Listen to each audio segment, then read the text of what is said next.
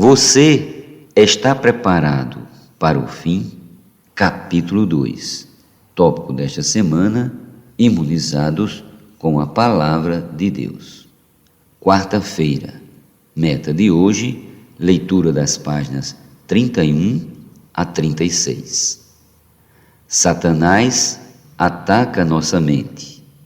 Ser demovidos da nossa mente com facilidade, como temia o apóstolo Paulo, significa deixar outros moldarem nossa maneira de pensar. Precisamos ter convicção daquilo que cremos. Há cristãos que ouvem uma doutrina um dia e tomam uma direção. No dia seguinte, têm contato com uma ideologia diferente e mudam o seu caminho. Não sejamos como meninos imaturos, sem convicção, agitados de um lado para outro, por qualquer vento de ensinamento. Efésios 4,14. É necessário ter convicção e, para isso, devemos conhecer a Bíblia. Encorajo você, querido leitor, a fazer a leitura sequencial da Bíblia. Uma leitura constante, livro por livro, se possível, pelo menos uma vez ao ano. Se você conseguir usar melhor seu tempo, poderá ler 2 vezes em um ano. Somente assim teremos a mente renovada e firme no Senhor, resguardada dos ataques de Satanás. Em várias passagens, a Bíblia mostra que o alvo do ataque do inimigo de Deus é nossa mente. Em Efésios 2,2 lemos: nos quais andastes outrora, segundo o curso deste mundo, segundo o príncipe da potestade do ar, do Espírito que agora atua nos filhos da desobediência. Na maioria das vezes em que a palavra mundo é mencionada nas Escrituras, sua origem é a palavra grega cosmos. Outra palavra grega, que também pode ser traduzida para mundo, é aion. No entanto, essa palavra tem significado mais dinâmico e por isso foi traduzida por curso neste versículo e por século em Romanos 12:2. E não vos conformeis com este século. Podemos dizer que aion é o aspecto moderno e atual do cosmos. Cosmos refere-se ao mundo como sistema satânico universal que o inimigo inventou para afastar as pessoas de Deus. Esse mundo compõe-se de pessoas, questões e coisas fora de Deus que substituem Deus na vida humana, como a moda, a tecnologia, o entretenimento, as práticas pecaminosas, os vícios, o amor ao dinheiro, a busca pelo poder, o trabalho, o mundo corporativo e muitos outros itens que são usados por Satanás para escravizar o ser humano, incluindo tanto as coisas seculares como as religiosas. Esse sistema foi criado por Satanás desde a queda do homem e será mantido até o final dos tempos para que as pessoas permaneçam separadas de Deus e longe de sua salvação. Em cada era, Satanás tem um mundo atual, que atrai as pessoas. Para o caso do mundo atual, o melhor significado é o da palavra grega aion. O cosmos é um mundo genérico, como sistema, e o aion refere-se a uma seção, um aspecto do cosmos. A parte que contatamos e em que vivemos é a aparência atual e moderna do sistema de Satanás, a qual se apresenta a nós no dia a dia e que é usada por ele para usurpar as pessoas e ocupá-las, mantendo-as longe de Deus e de seu propósito. O mundo, cosmos, satânico, se compõe de diferentes eras ou séculos, aion, cada qual com suas particularidades, modelo, características, estilo e tendências. Romanos 12:2 diz que não devemos nos conformar com este século, isto é, o aion. E em Efésios 2:2 diz que outrora andávamos segundo o curso, também aion, deste mundo, cosmo aqui, a aparência moderna do mundo, o sistema satânico. Exemplificando, hoje praticamente todas as pessoas possuem telefone celular. Tenham guardado o primeiro aparelho que foi lançado. Se você é um pouco mais velho, deve lembrar-se daqueles tijolões. Naquele tempo, as pessoas os penduravam na cintura, cheias de orgulho, mas hoje são ultrapassados e não despertam o interesse de ninguém. Eles fazem parte do aion daquela época. O cosmo é genérico e amplo, mas o aion é específico e se reinventa a cada era para seduzir e escravizar os que vivem seu tempo. Em 2016, surgiu um jogo eletrônico chamado Pokémon Go, com uma tecnologia inovadora de realidade aumentada. Sua capacidade de sedução escravizou milhares de jovens. Eles percorriam vários lugares em busca dos bichinhos virtuais que eram capturados com a câmera de seu smartphone. Foi noticiado que alguns morreram atropelados enquanto atravessavam ruas e estradas, totalmente hipnotizados pela caça aos tais bichinhos. Em 2017, não se falava mais sobre esse jogo. O aion havia mudado. Não creio que uma jovem da época atual queira de presente um belíssimo vestido francês do século XVII, pois hoje ele não está na moda. Cada época da história tem sua moda. Assim, o estilo de cabelo muda, as gravatas mudam e os carros têm modelos novos a cada ano. Portanto, aion refere-se ao aspecto presente das coisas, à aparência atual do mundo, que atrai as pessoas e é capaz de massificá-las e escravizá-las, moldando seu modo de pensar. As pessoas que não têm a vida de Deus seguem o aion deste cosmo, o curso deste mundo. Efésios 2:2. O Senhor Jesus nos libertou do curso deste mundo, que é como a correnteza de um rio.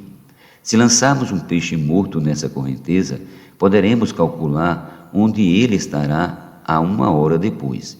Mas se jogarmos um peixe vivo no rio, é impossível prever onde ele estará em poucos segundos. Nós cristãos somos como peixes vivos. Logo não estamos sujeitos à opressão externa do príncipe da potestade do ar, nem seguimos o espírito que atua na mente dos filhos da desobediência. Ao ler Romanos 12:2, podemos compreender melhor a ação do inimigo de Deus. E não vos conformeis com este século, mas transformai-vos pela renovação da vossa mente, para que experimenteis qual seja a boa, agradável e perfeita vontade de Deus. A intenção de Satanás é nos massificar por meio deste século, aion, ou seja, nos colocar em uma forma a fim de tornar-nos iguais. Entretanto, desde que cremos no Senhor Jesus, estamos sendo colocados na forma do Filho de Deus e estamos sendo conformados à imagem de Cristo. Romanos 8:29. A transformação e a nossa conformação à sua imagem ocorre pela renovação de nossa mente.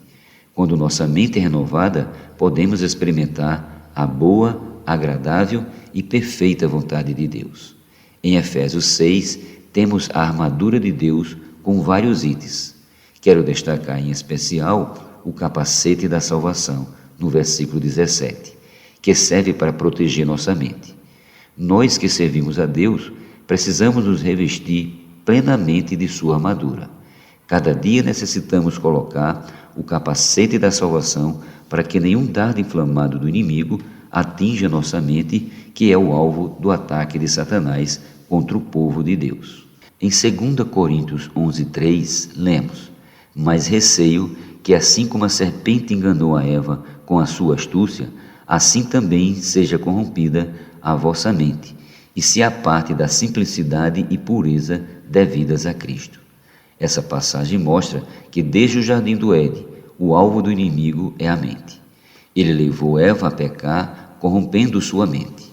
No mundo pós-moderno de hoje, há ideologias disseminadas para corromper a mente das pessoas. Precisamos aprender a lutar de maneira adequada contra as investidas de Satanás, prevenindo-nos de seus ataques. Caso contrário, nossa mente será corrompida e nos apartaremos da simplicidade e pureza devidas a Cristo.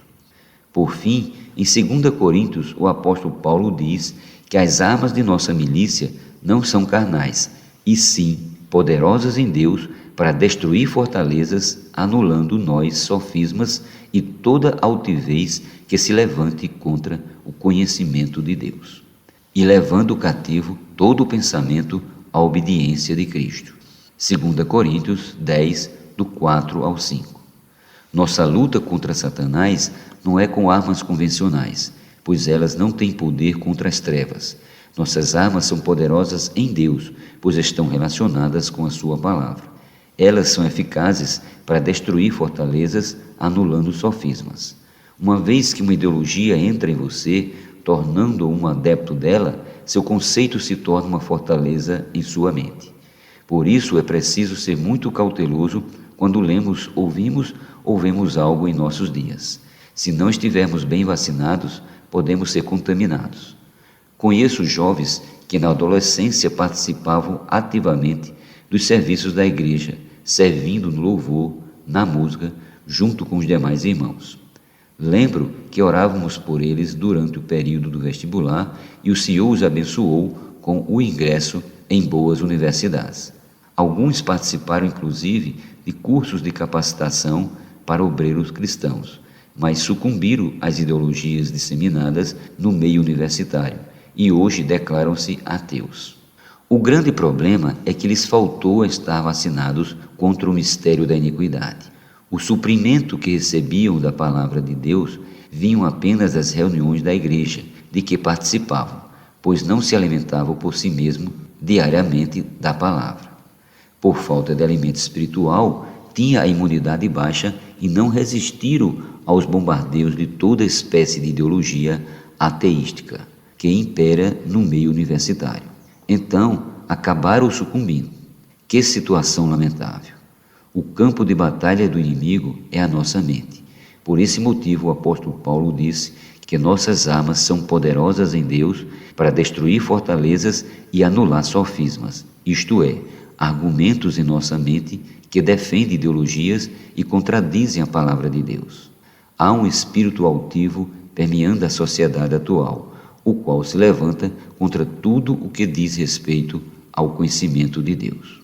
Por isso, necessitamos dessas armas que conquistam o nosso pensamento, levando-o cativo à obediência de Cristo. Você percebe que seu pensamento precisa ser dominado? Muitos não conseguem orar porque não são capazes de ficar focados em Deus.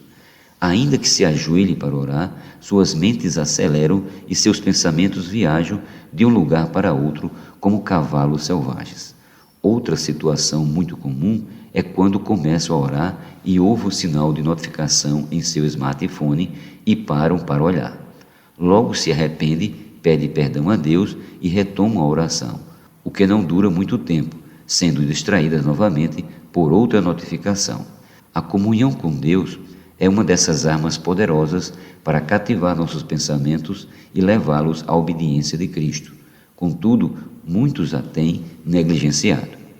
Conforme revelado em Romanos 8,6, o que determina nossa condição é para onde inclinamos nossa mente.